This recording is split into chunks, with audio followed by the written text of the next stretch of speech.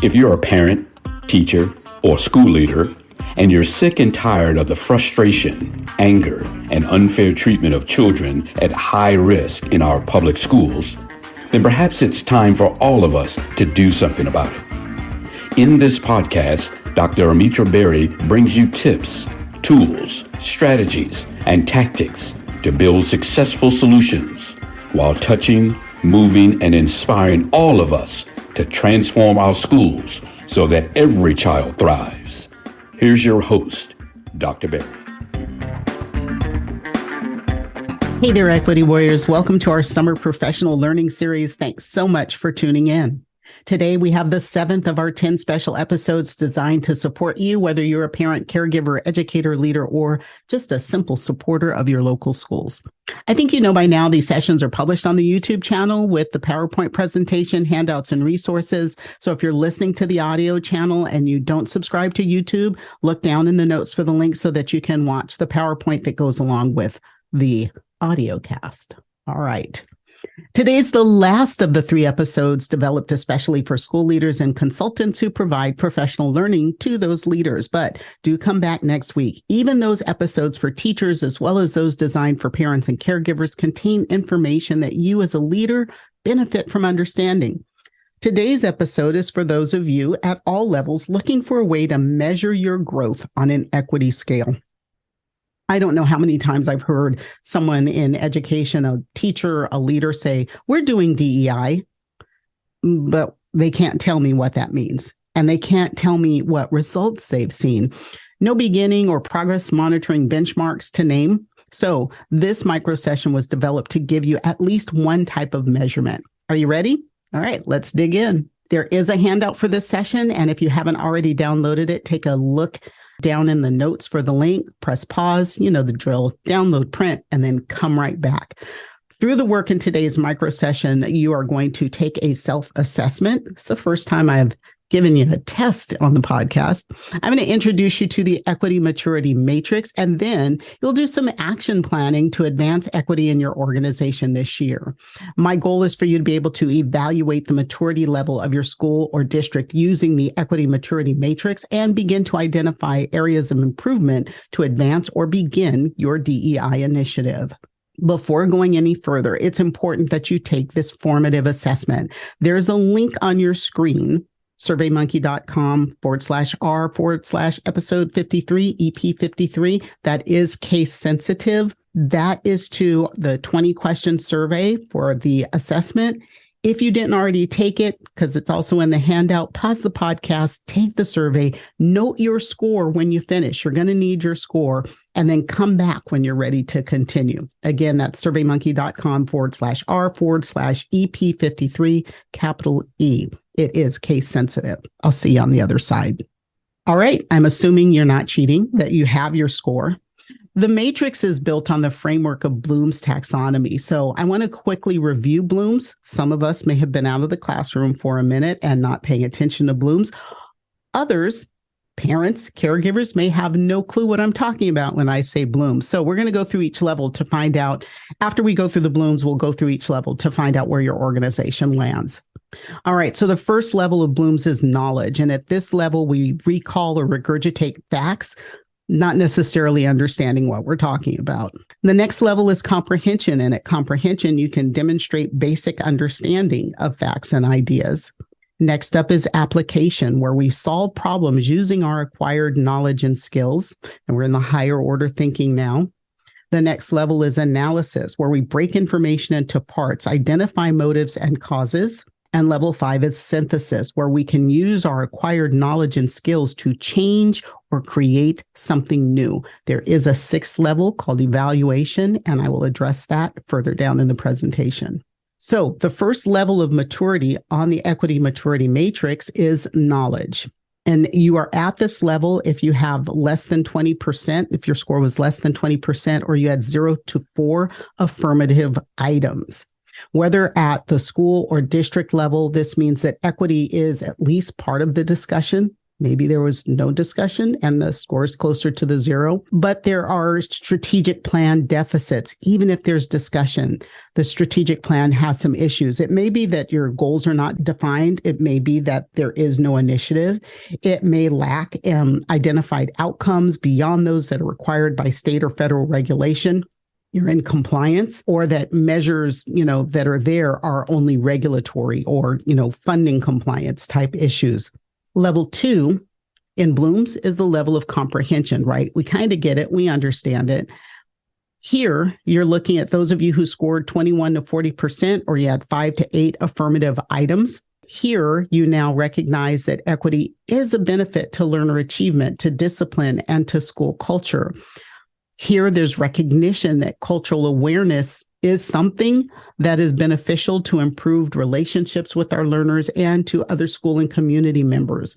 At this level, the assumption is that you are working on your DEI initiative, at least at the school level, maybe at the district level, but you're on your way. Level 3 is application, and you're at this level if your score was 41 to 60% or 9 to 12 affirmative actions.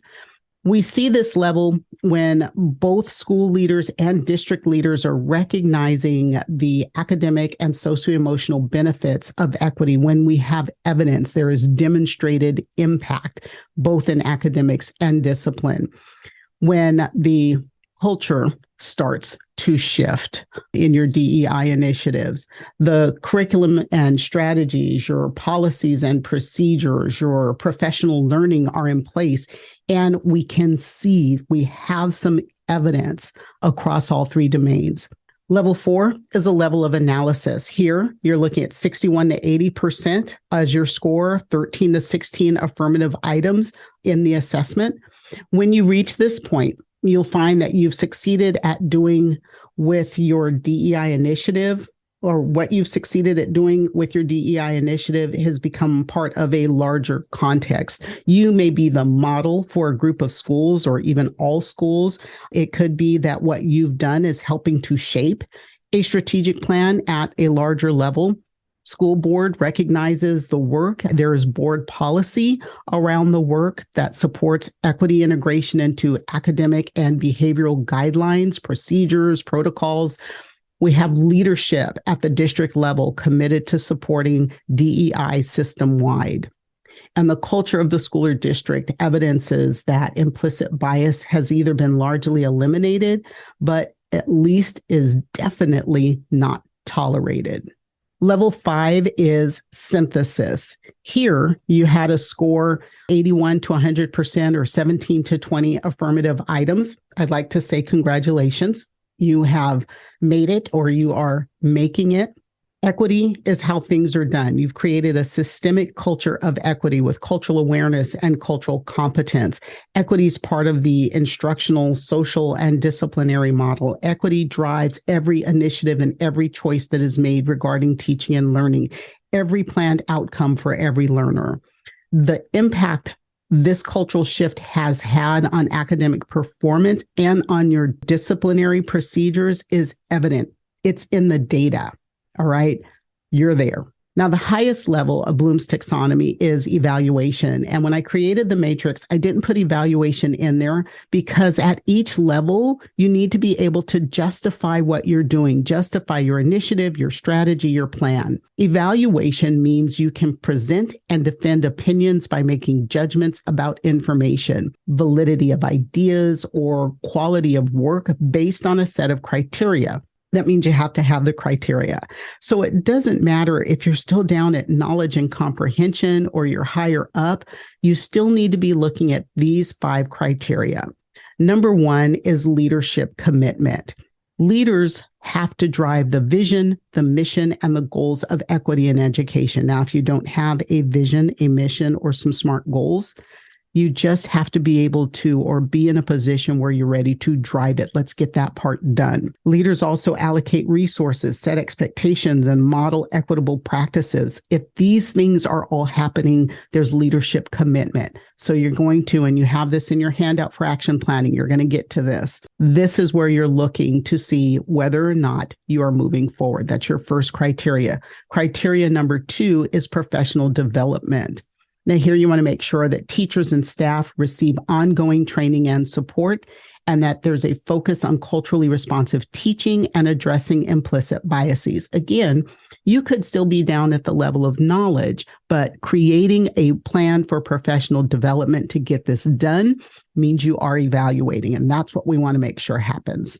Criteria number 3 is curriculum and instruction. Now, curriculum should reflect diverse perspectives and be accessible to all students. Instruction should support the unique needs and backgrounds of every learner. That's equity, right? If you've read my book, Affecting Change for Culturally and Linguistically Diverse Learners, this is covered in there, and probably 8 out of the 10 chapters on curriculum and instruction. So no matter where you are in your journey, make sure that this type of work is happening. Criteria 4 is climate and culture. Now, positive school climate and inclusive culture are what foster belonging and equity. So leaders, make sure that you recognize and address those systemic barriers and biases. Take a look at your climate, take a look at school culture. Where are you on that journey? And what resources do you need to move forward? And then criteria 5 is family and community engagement. You want to engage your families and communities as partners in education.